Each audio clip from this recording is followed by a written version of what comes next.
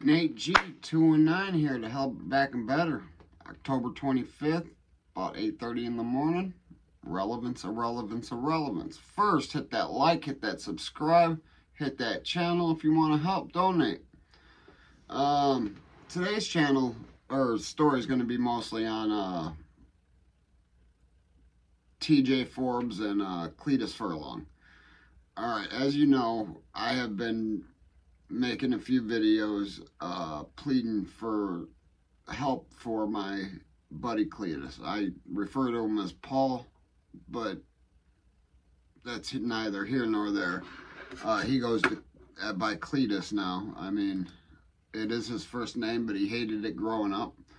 But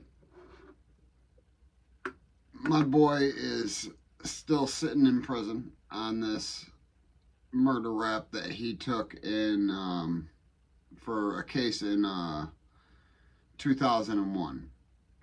Now, Thomas Forbes, he a few years older than Paul, planned, provided the weapon, and helped concrete the body under the stairwell.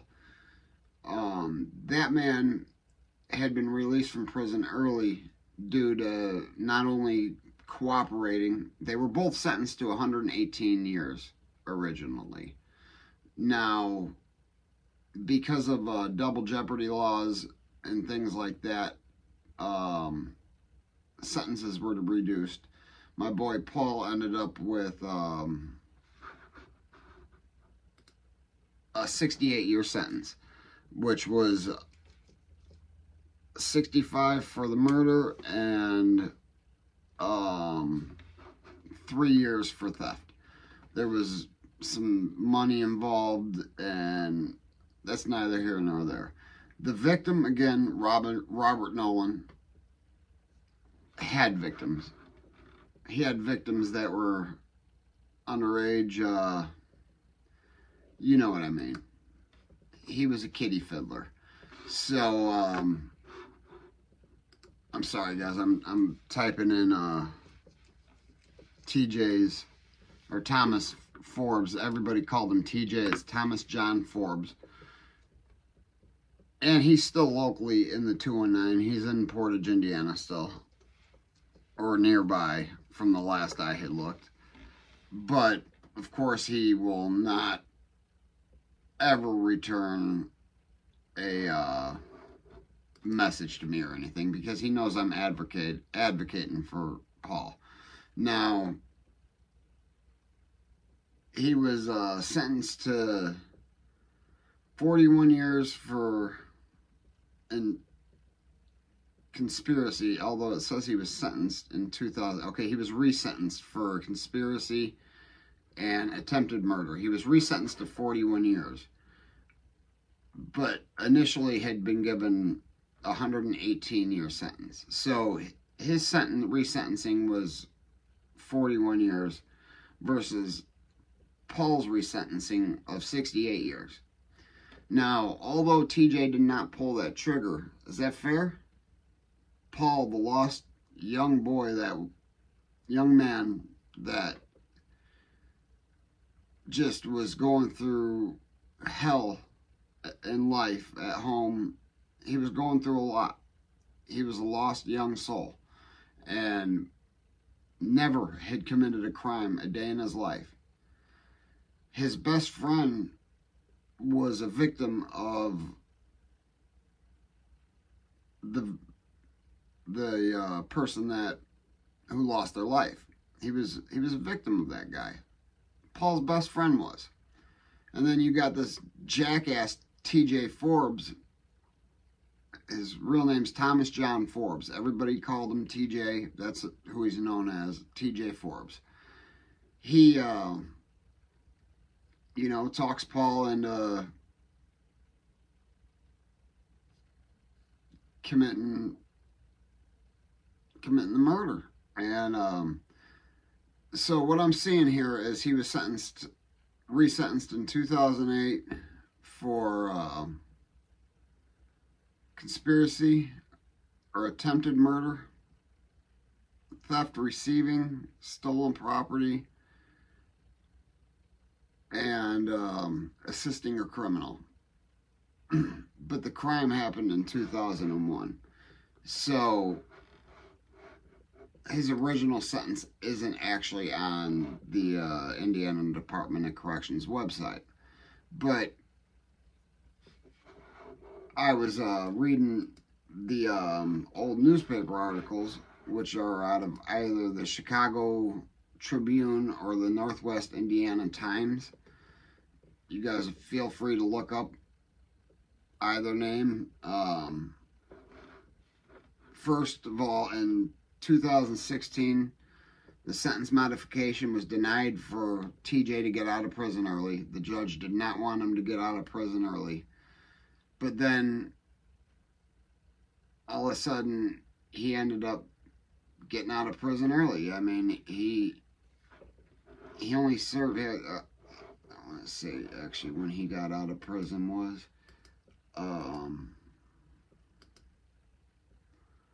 he got out in 2019. Paul's out date is still 2033. And Paul's been leveled down and leveled down. He's been a good candidate for everything, but he can't get back into court. So I'm asking you, I know I only have 453 subscribers, but to help get this story out there, I'm trying to raise money to help Paul get the proper counsel.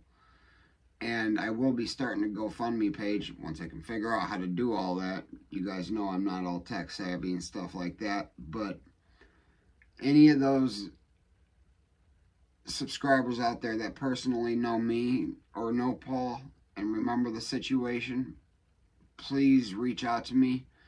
I will get back to you. You can hit me on my Instagram. That's NateG_219.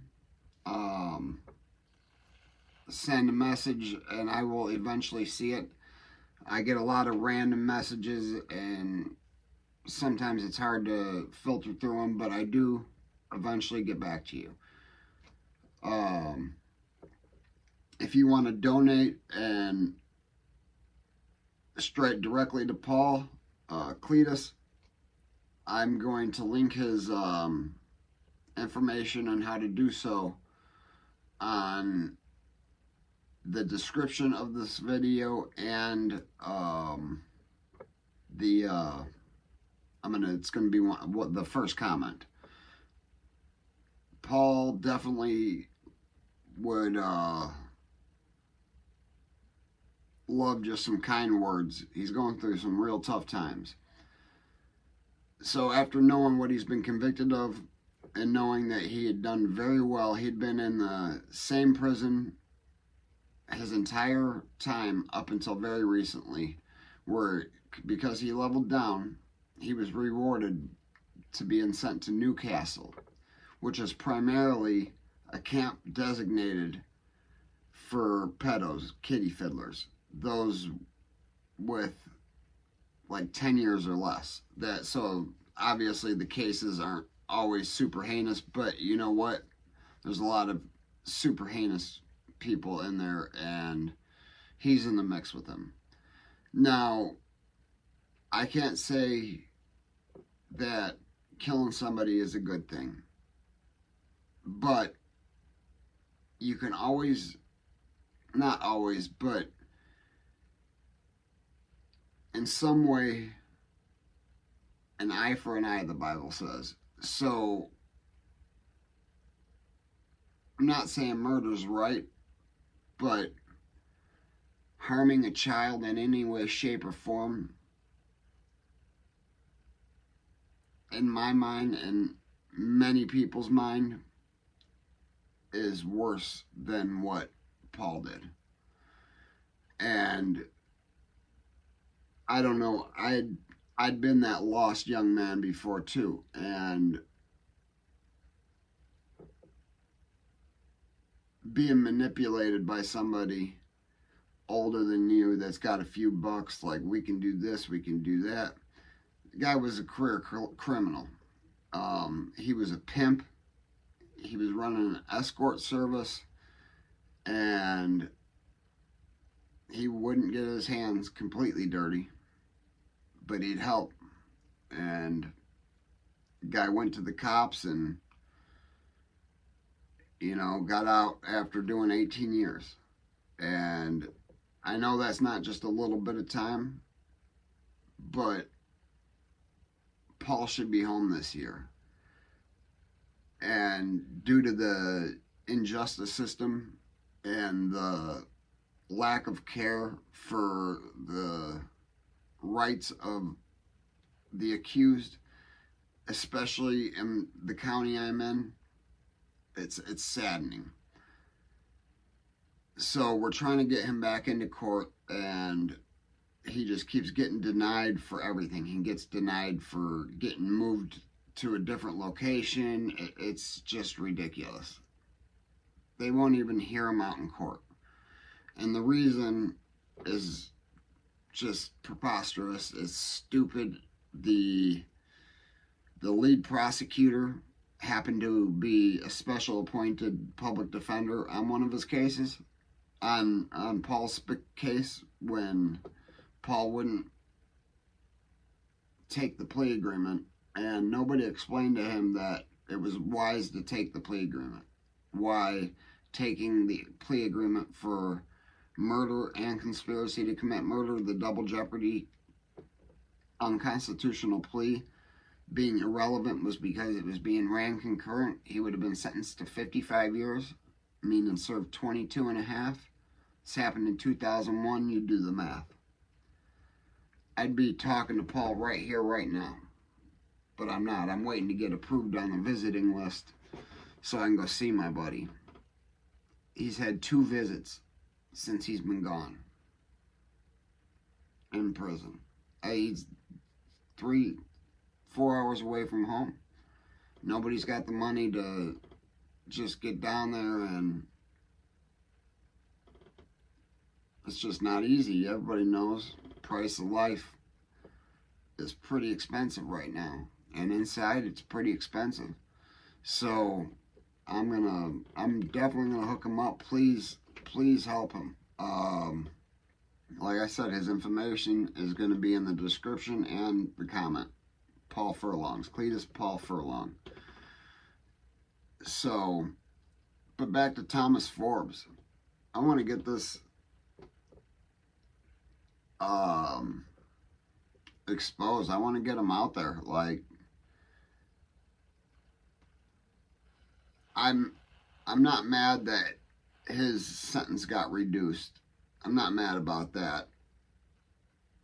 I'm mad that he puts all the blame on the kid that he corrupted, and to man up and, you know, maybe help start advocating for Paul.